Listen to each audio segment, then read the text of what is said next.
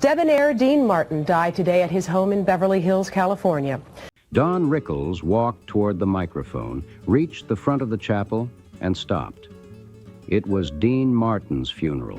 Inside Pierce Brothers' Westwood Village Memorial Park, the room had fallen into a silence so complete that the faint hum of the ventilation system could be heard above the stillness. Nearly 300 mourners sat shoulder to shoulder in the dark wooden pews, watching one of the fastest and most fearless comedians in American history stand before them without saying a single word. Rickles' jaw moved slightly, but no sound came out. His eyes remained fixed somewhere above the crowd, as though looking directly at the grieving faces would make the moment impossible to survive. His hands hung motionless at his sides. Didn't hang out, played his golf, went home, did his shows. I did many Dean Martin shows. And he wasn't the kind of guy that, come on, let's have dinner. He wasn't that kind of guy. These were the same hands that had pointed, jabbed, and sliced through the air during 4 decades of brutally aggressive comedy. Now, for perhaps the first time in his public life, Don Rickles had no gesture, no insult, and no carefully timed joke to protect him. And what happened during the next 60 seconds was not simply the story of a comedian losing his nerve. It was the story of a debt that had never been publicly acknowledged.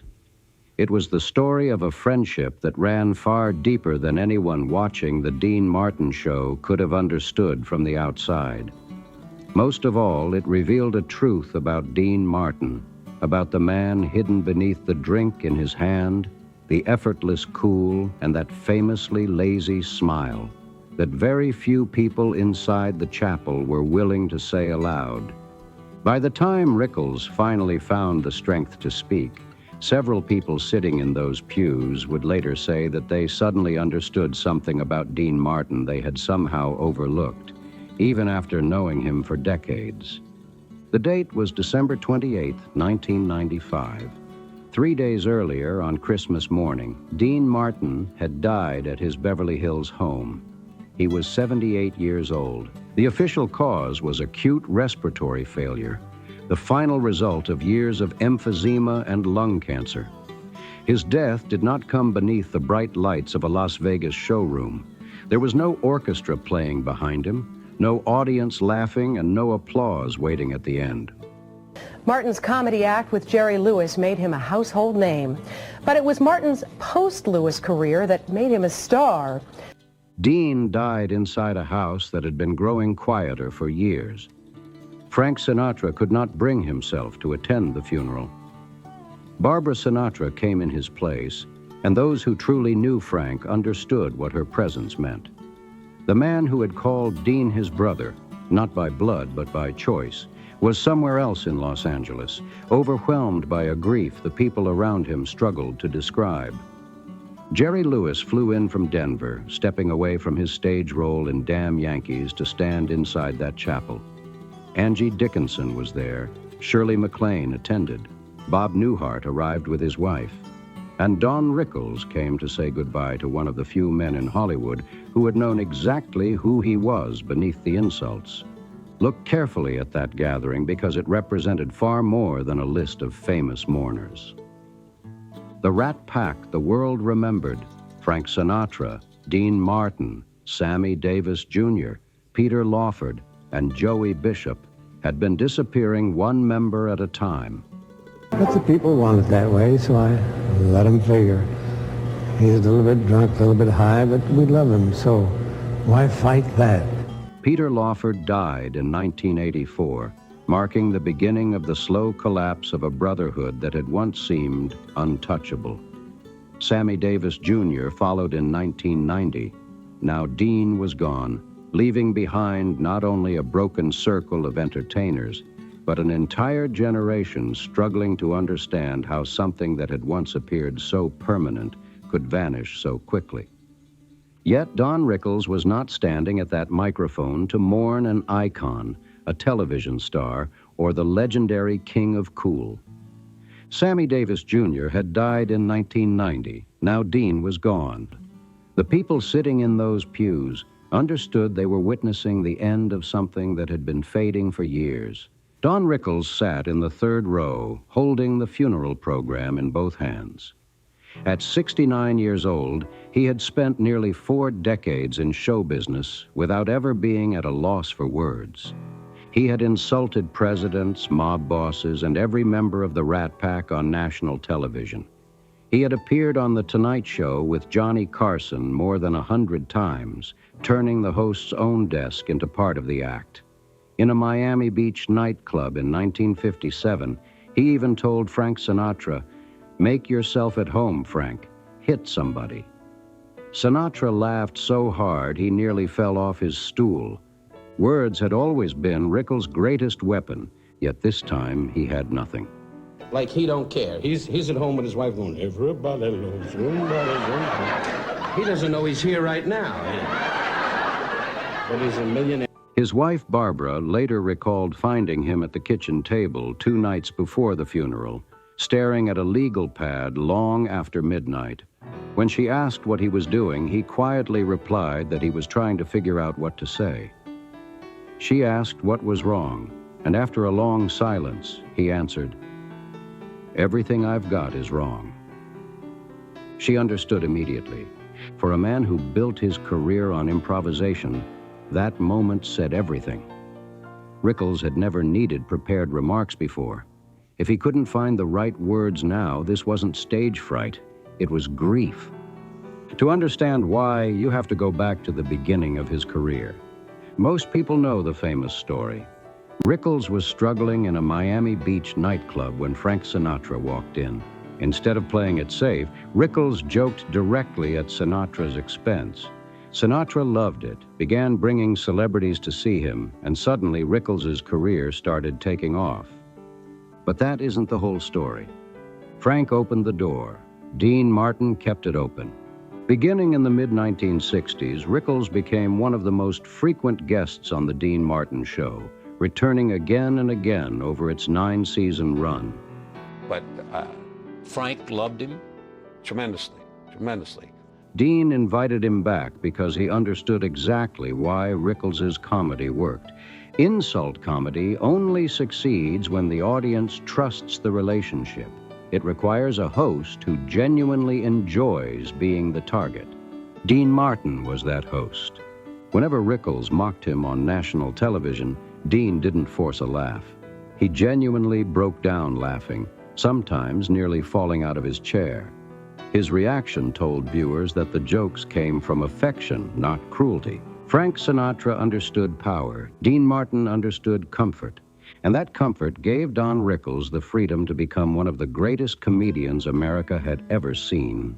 The question is why Dean kept giving him that opportunity for nearly 15 years. What did he see in Don Rickles that made him willing to be television's favorite target year after year without ever asking for recognition in return? The answer to that question is the key to everything else in this story. By 1973, when the Dean Martin Celebrity Roasts became a hit NBC franchise, Don Rickles was at the center of nearly every special. And Dean didn't like the limelight, you know. He really didn't like the limelight. He liked to play all golf. the great success with Jerry Lewis and all. He wanted to... Dean sat at the head of the dais, creating the perfect stage for Rickles to unleash his comedy before millions of viewers. He built that opportunity deliberately, never drawing attention to what he was doing. That was the real debt. It wasn't money, connections, or a favor behind the scenes. Dean Martin spent nearly 15 years creating the environment where Don Rickles could become the greatest version of himself, and he never asked for anything in return. But another question remained. What was Dean Martin hiding beneath that effortless cool? Behind the drink, the lazy smile, and the appearance of never caring, there was something much deeper. It wasn't an act meant to fool people. It was a shield he carried year after year. And you were hesitant to go over and say hello. This was after his son died, and he was very much into his son. As soon as the boy, Mr. Soul, was the shoulders dropped. I call it the shoulders dropped. Off camera, their friendship was remarkably simple. Everyone who knew them said the same thing. They genuinely made each other laugh. During a 1969 Western sketch on The Dean Martin Show, Dean walked into a saloon and ordered a glass of milk. Without missing a beat, Rickles fired back. He should get an Academy Award for reading that line. The studio erupted. For a brief moment before the laughter, Dean's face revealed genuine surprise. Rickles had caught him completely off guard. It wasn't host and comedian anymore. It was simply two friends making each other laugh. Then everything changed. On March 21st, 1987, Dean's son, Dean Paul Martin, was killed when his Air National Guard F-4 Phantom crashed into California's Mount San Gorgonio. He was only 35 years old. The tragedy shattered Dean in a way nothing else ever had.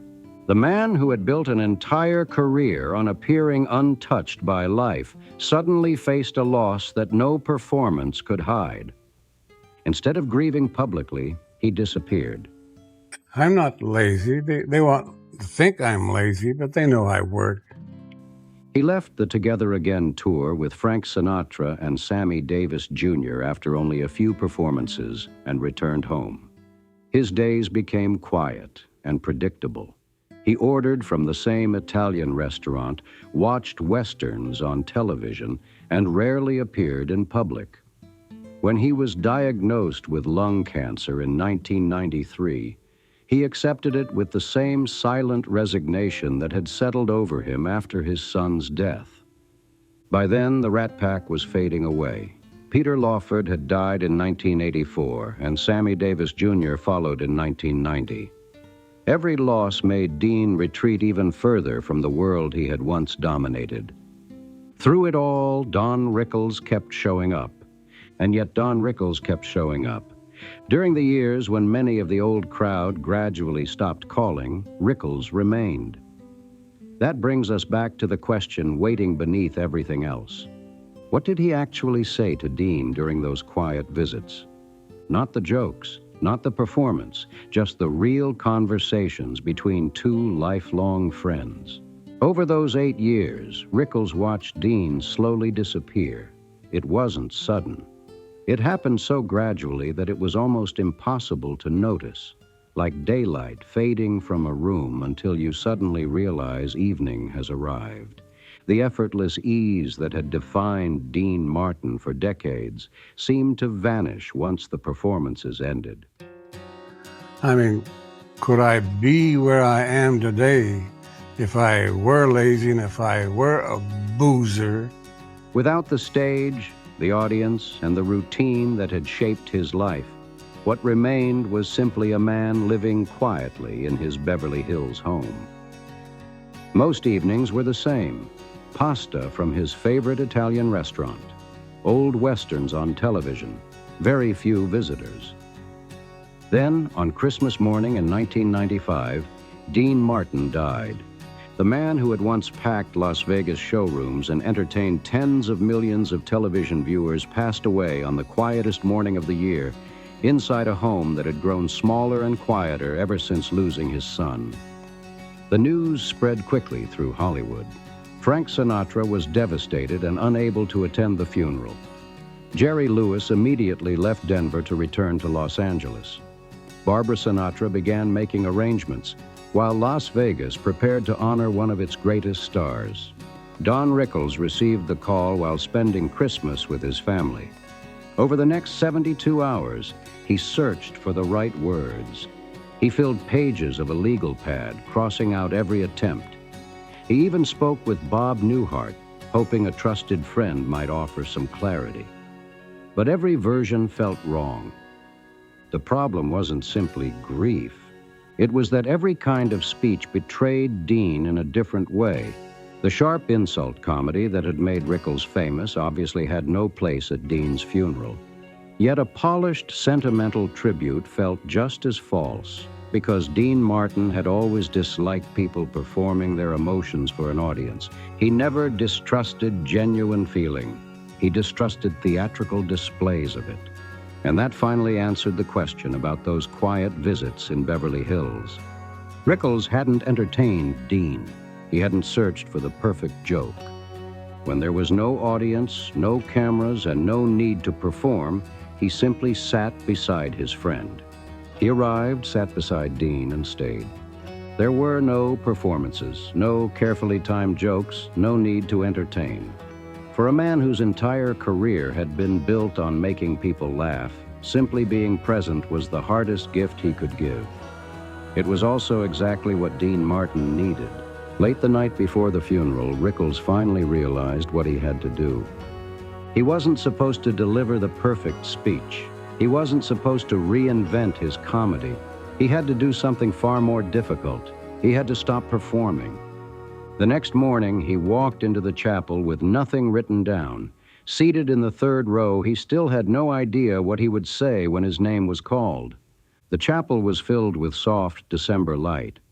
White flowers surrounded the casket. Dean's family sat in the front rows, while nearly 300 mourners filled the dark wooden pews. Jerry Lewis spoke first. He cried openly, his voice breaking as he remembered the man he had once called his partner. No one looked away. His grief needed no explanation. Then Don Rickles stood. He walked to the microphone the way he had walked onto countless stages before. He adjusted the microphone, looked across the room, and said nothing. 10 seconds passed.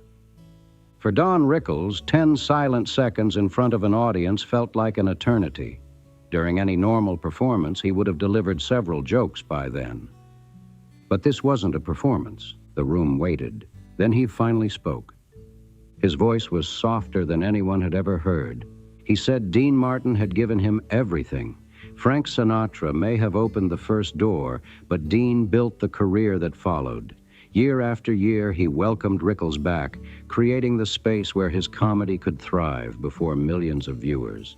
Rickles admitted that he had thanked Dean countless times in interviews and jokes, but those words had always belonged to the performer. This time, they belonged to the friend. For the first time, he simply said the truth. Dean Martin helped people because it was his nature. He never wanted recognition for it. He quietly built opportunities for others, stood back, and acted as though those opportunities had always existed. When Rickles finished, the chapel remained completely silent. In that moment, the answer to the question everyone had been asking became clear. What Dean Martin had hidden beneath decades of effortless cool wasn't indifference or emotional distance. It was extraordinary generosity. He cared so deeply for the people around him that he spent a lifetime disguising it behind a smile, a drink, and the effortless image of a man who never seemed to need anything at all. Dean Martin was open-hearted in the only way he knew how, quietly, consistently, without asking for recognition. He built opportunities for Don Rickles. He stood beside Sammy Davis Jr. when loyalty carried a price. He helped hold the Rat Pack together during years when Frank Sinatra's fiery personality often threatened to pull it apart. Time after time, Dean showed up for the people he cared about, expecting nothing in return. That was the truth Don Rickles revealed at the microphone, even if he never used those exact words. On the evening of December 28, 1995, another tribute unfolded hundreds of miles away. At 7 p.m., the casinos along the Las Vegas Strip dimmed their famous lights for 10 minutes. The Sands, the Flamingo, the Stardust, and the neon skyline that Dean Martin had helped make legendary all grew noticeably quieter. Not completely dark, just dim enough to honor a man whose presence had once defined an entire era. That final tribute also answered the first question of this story. Why did Dean Martin keep inviting Don Rickles back year after year when he could have chosen someone far less unpredictable? Because Rickles was one of the few people who could still genuinely surprise him. Dean had spent decades reading every room before he entered it. He understood Sinatra's rhythm, Sammy's timing, and Jerry Lewis's instincts almost before they happened. But Rickles was different. His mind moved too quickly to predict. Every appearance carried the possibility of something completely unexpected. And when Rickles caught him off guard, Dean's laughter was real. Those moments weren't acting. They weren't television. They were two friends enjoying something neither could manufacture. One man offered comfort, the other brought surprise. Together, they created a friendship that lasted long after the cameras stopped rolling and the applause faded away. Don Rickles lived for another 22 years and continued performing almost until the end of his own life. His legendary speed and fearless wit never disappeared. But those closest to him noticed something had changed after Dean's passing. Beneath the comedy was a deeper appreciation for the friendships that had shaped his life. If you ever watch those old Dean Martin roasts again, pay close attention to the moments when Rickles says something Dean truly doesn't expect. Watch Dean lower his drink before he bursts into laughter. In those few seconds, you'll see exactly why their friendship was so special. Dean Martin wasn't just the king of cool. He was the kind of friend who quietly changed other people's lives while making it look effortless.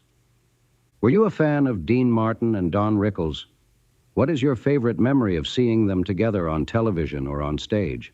Let us know in the comments below. We'd love to hear your thoughts. If you enjoyed this story, please take a moment to like the video, subscribe to the channel, and turn on the notification bell so you never miss another story from Hollywood's golden age.